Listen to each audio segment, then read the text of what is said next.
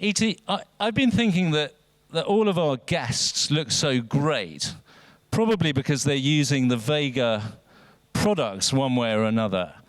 We'll have to find out later. But let's start with this, right? We'll talk a bit about media, we'll talk a bit about content, we'll talk a bit about challenges. But start us off with media. As Sai was saying, you know, it's all changed out there. Everything's changing. How with an amazing brand, you know, a well-established brand like Vega, do you think about media and channels, E.T.? Sure. Jasper, yes. Of course, you know, barring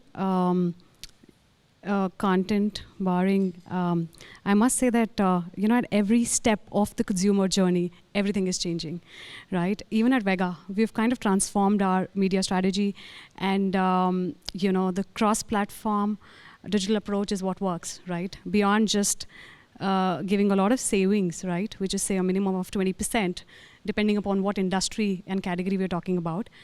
Digital has for sure given a new opportunity, you know, to brands like us, and especially being a household, you know, a legacy brand, the idea of creating enough brand excitement, right, around the product is what is needed today. And I think through digital, we've been able to sort of do it far better.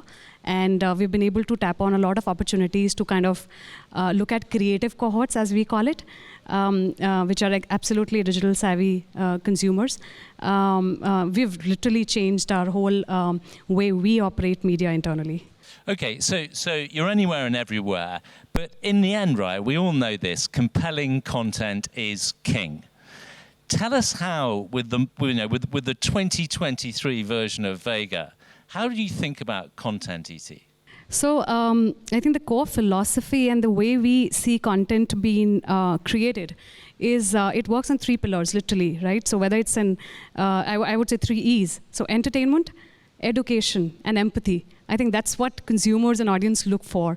And this is, of course, ranging from Gen Zs to millennials and to a little bit mid-age guys as well. To create that content, you know, something that would not just come off to you while you're browsing on your, you know, social platforms, etc. The idea is to, of course, create it as compelling as possible so that there's two-way conversation happening on the brand, right?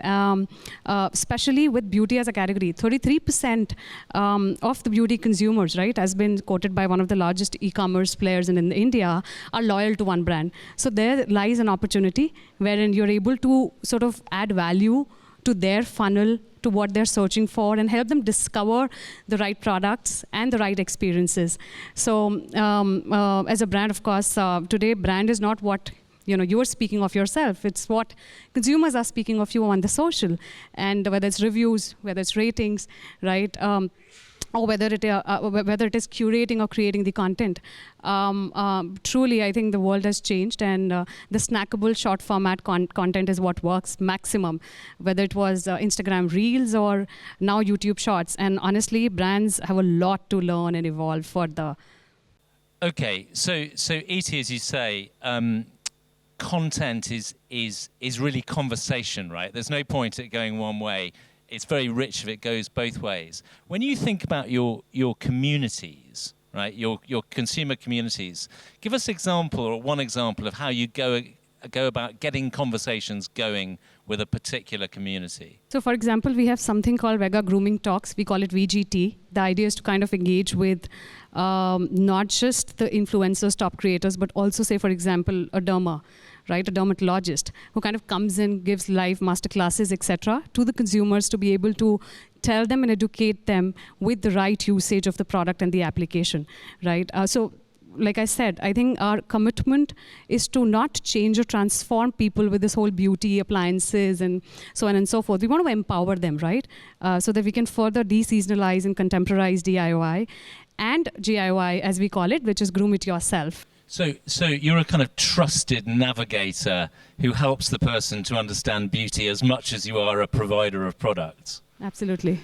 E.T., that's absolutely fascinating. I mean, it's again, we have so little time to cover such a rich topic. Thank you so much for being here.